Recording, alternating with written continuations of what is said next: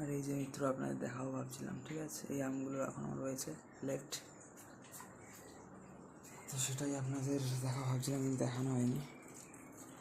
আর এই যে এখান থেকে বায়ুর পরিবেশ কিছুটা এরকম লাগছে আমাদের, ঠিক আছে। এই যে পূর্ব দিকটা কিছুটা এরকম, আর যা যেমন হয় আর কি, ঠিক আছে মিত্র।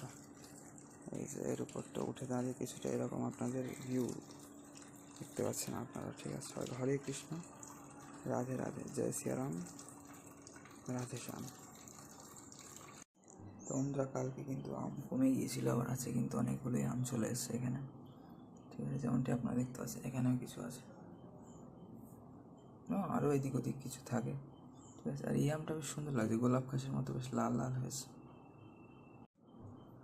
এই গ্রীষ্মকালের একটা খুব সুন্দর ফল এই আম বন্ধুরা, তাই না?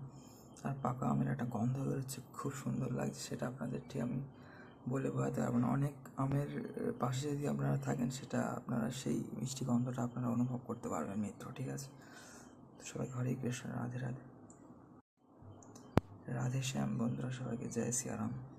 সবাই ভালো থাকবেন, ঠিক আছে। চ্যানেলে জুড়ে থাকবেন অবশ্যই, সুন্দর সুন্দর ভিডিও এই চ্যানেলে আপনারা যাতে দর্শন করতে পারেন। যেমন এখানে আছে আমাদের গাছের কিছু লেবু, ঠিক আছে। তারপরে এখানে আছে আরও কিছু আম এবং ঢ্যাঁড়স বা ভেন্ডি যাকে বলে, ঠিক আছে। এটা খেতে হচ্ছে আমাদের, যেমনটি বললাম এদিকে ওদিকে অনেক আম আছে, সামনের গাছটার আম, ঠিক আছে। রৌদ্রে ঝলমলে পরিবেশ, আর প্রচণ্ড গরম, যেমনটি বলছিলাম আপনাদের এখন, ঠিক আছে। মে মাসে প্রচণ্ড গরম থাকে দক্ষিণবঙ্গ আমাদের এইখানে, ঠিক আছে।